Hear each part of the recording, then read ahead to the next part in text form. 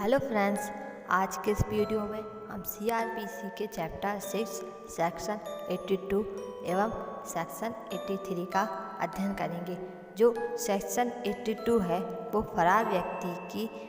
लिए उद्घोषणा संबंधी प्रावधानों को बताता है और जो सेक्शन 83 है वो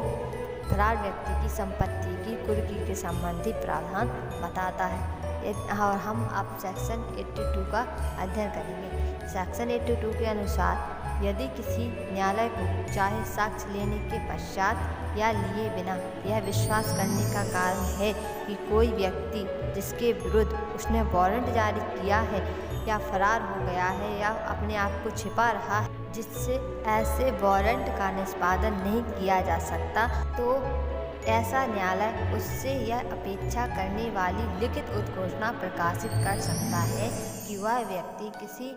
विनिर्दिष्ट यानी किसी निश्चित स्थान या किसी निश्चित समय पर जो उस उद्घोषणा के प्रकाशन की तारीख से कम 30 दिन के पश्चात का होगा और वह हाजिर हो। इस जो सेक्शन 82 है वो कहता है कि यदि कोई किसी व्यक्ति के प्रति कोई ऐसा वारंट जारी किया गया है और वह व्यक्ति जो कि फरार हो गया है, अपने आप को छिपा रहा है या न्यायालय के समक्ष नहीं आ रहा है, तो न्यायालय द्वारा एक उद्घोषणा की जाएगी उस व्यक्ति के प्रति कि वह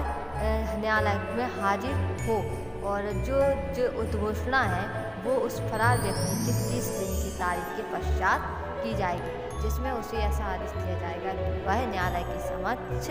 प्रस्तुत हो। फरार व्यक्ति की उद्घोषणा निम्नलिखित रूप से की जा सकती है, जिसको हम पॉइंट बाय पॉइंट समझ सकते हैं। जैसे कि उस नगर या ग्राम के जिसमें ऐसा व्यक्ति साधारणतः निवास करता हो वह किसी सहज दृश्य स्थान में सार्वजनिक रूप से पढ़ी जाएगी, और उस गृह या निवास स्थान के जिसमें ऐसा व्यक्ति साधारणतः निवास करता हो और किसी सहज दृश्य भाग पर ऐसे नगर या ग्राम के किसी सहज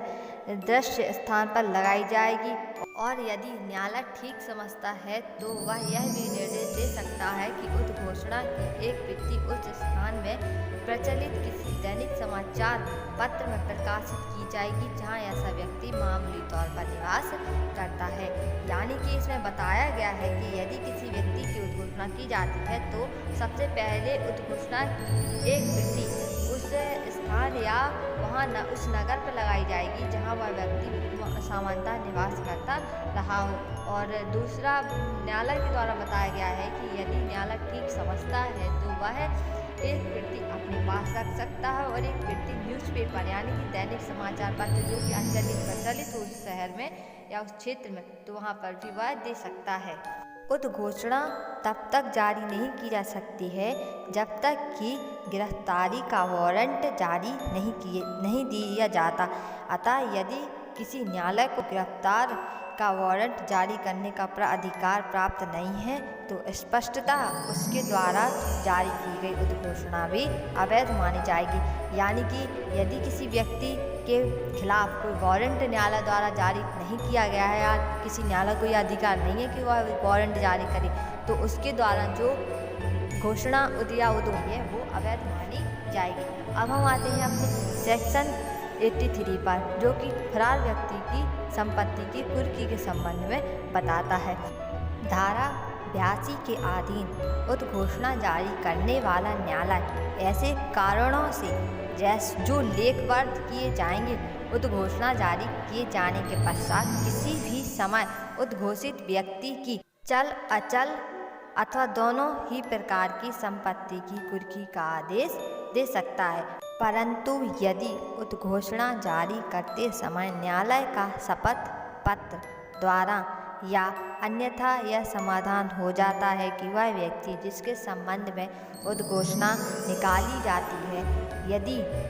समस्त संपत्ति या उसके किसी भाग का व्यय करने वाला है अथवा अपनी समस्त संपत्ति या उसके किसी भाग को उस न्यायालय की स्थानीय अधिकारिता से हटाने वाला है, तो वह उद्घोषणा जारी करने के साथ ही कुर्की का आदेश दे सकता है। इस धारा में स्पष्ट रूप से यह बताया गया है कि यदि किसी व्यक्ति जो फरार है और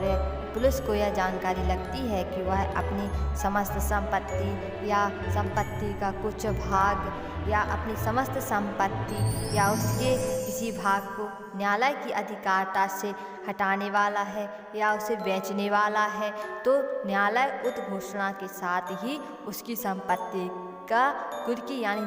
जब्ती करने का आदेश भी दे सकता है। लेकिन जब न्यायालय संपत्ति की कुर्की का आदेश देता है और जिस स्थान की संपत्ति की कुर्की या जिस व्यक्ति कुर्की का आदेश देता है, तो उसके लिए उसे उस जिला के मजिस्ट्रेट से अनुमति लेनी होती है। Thank you.